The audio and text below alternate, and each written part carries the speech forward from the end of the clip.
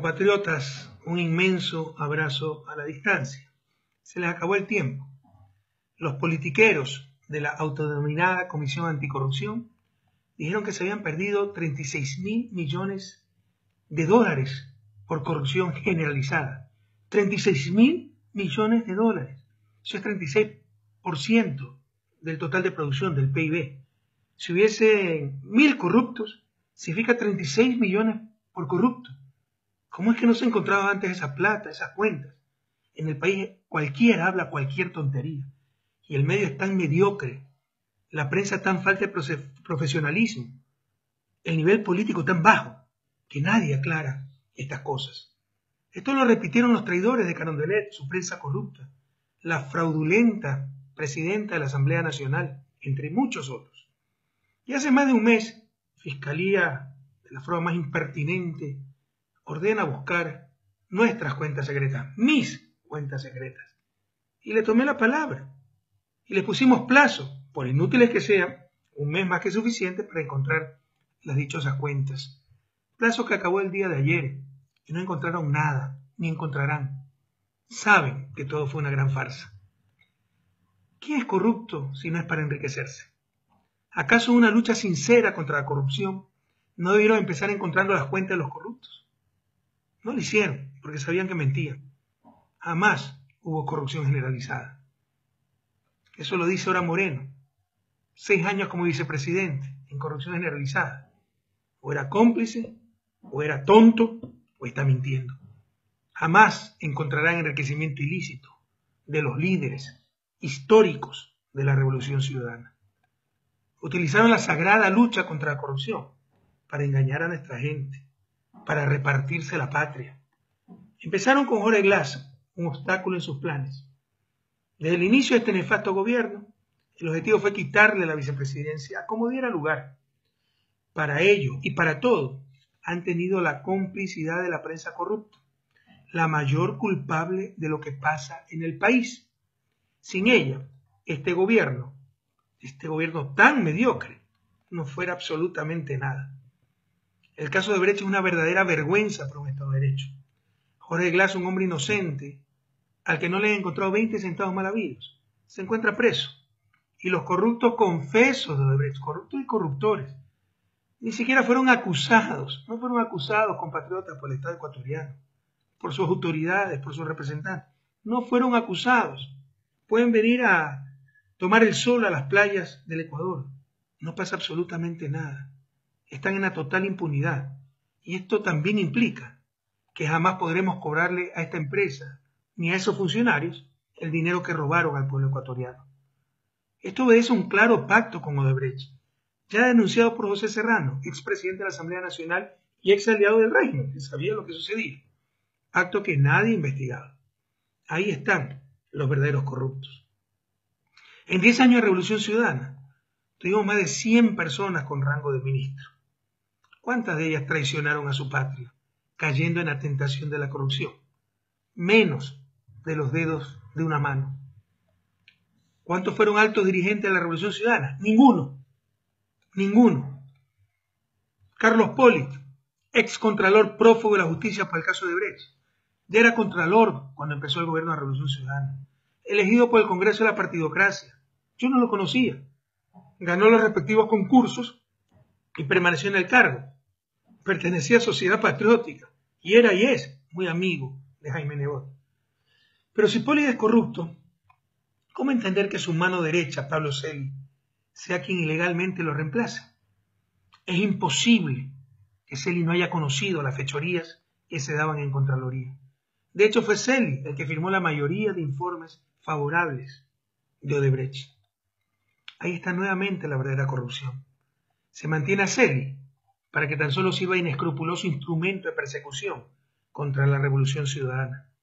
Mi equipo de gobierno, mis compañeros de lucha, que no se vendieron ni traicionaron, tienen cerca de 300 auditorías, muchas de ellas con falsos indicios de responsabilidad penal, por lo que incluso han tenido que vender sus bienes para poder contratar abogados para su defensa. Ramiro González, ladrón del IES, ¿acaso no fue alto dirigente de Izquierda Democrática? ¿Acaso no fue 2 veces prefecto de Pichincha? ¿Acaso no fue Binomio y León Roldoso en las elecciones presidenciales del 2006? Todos ellos son también corruptos. Abunda la hipocresía. Si no hubiéramos descubierto sus fechorías, González aún sería el engreído de los medios de la oposición por su traición a la Revolución Ciudadana. ¿Lo recuerdan?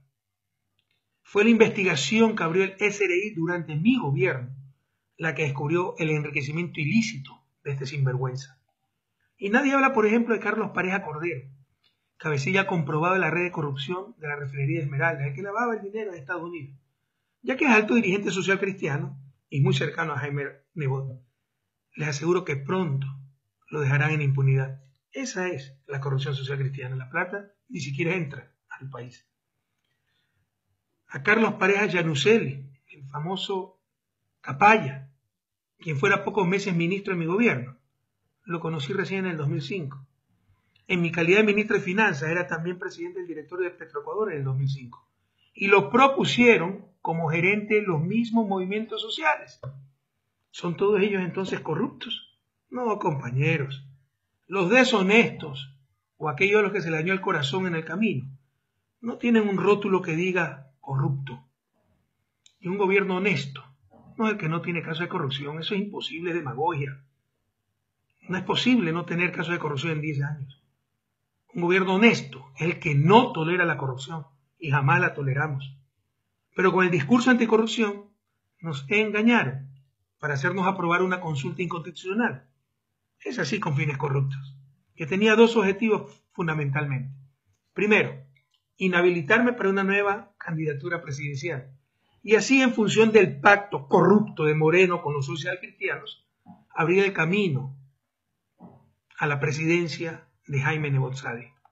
Sabían que jamás hubiese permitido que Nebot y las mafias socialcristianas llegaran nuevamente a la presidencia y que de ser candidato los derrotaría, incluso en el mismo Guayaquil. El segundo objetivo de esa consulta mafiosa, repartirse el Estado, como en el viejo país, cual botín entre piratas, las cortes, consejos de la judicatura, consejo electoral, consejo de participación, todo vuelve a ser de lo peor de la partidocracia. La desinstitucionalización es vergonzosa, todo es transitorio, todo es temporal y todo es ilegal e inconstitucional. Ecuador sufre un verdadero golpe de Estado. Juegan con la memoria de los jóvenes y los sepultureros del país pretenden ser los resucitadores.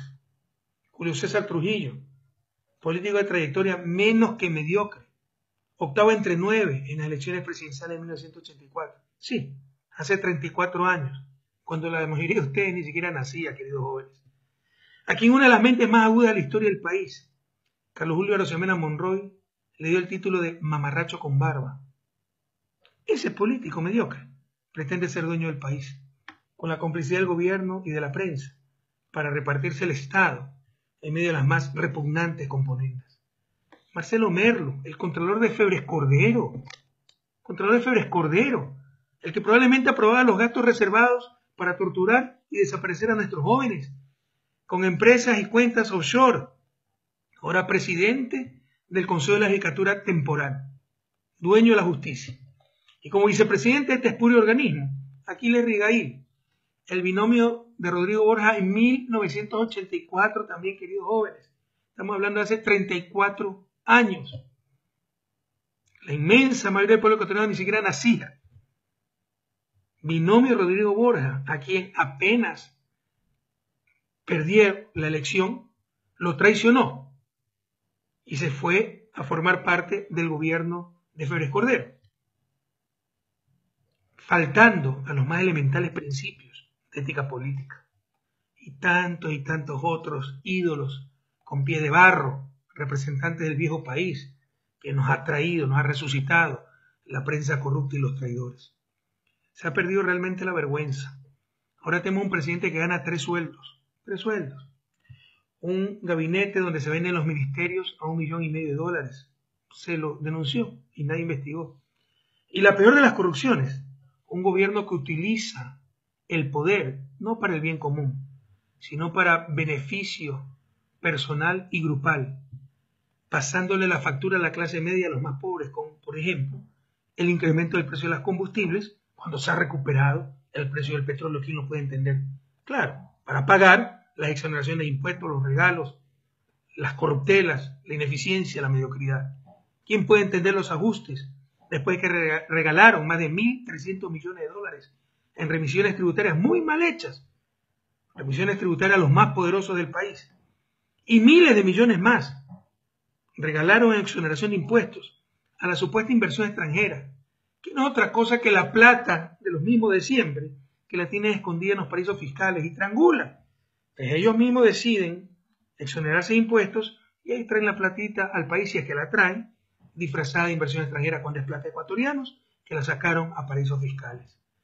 Corrupción es haber jugado con la buena fe de nuestra gente, haber ofrecido centenas de miles de casas y empleos y ver tan solo cómo se deterioran los servicios públicos, la infraestructura, cómo se pierden cada día más puestos de trabajo, cómo se desmantela al Estado, cómo se jugó con esa ama de casa, con esa empleada doméstica, con ese sencillo obrero, con ese campesino, con ese indígena, con ese afro, con ese montubio, con ese profesional, con ese empresario honesto, con ese artesano, con ese comerciante informal, con ese transportista, con las mujeres de la patria, como se jugó con todos nosotros.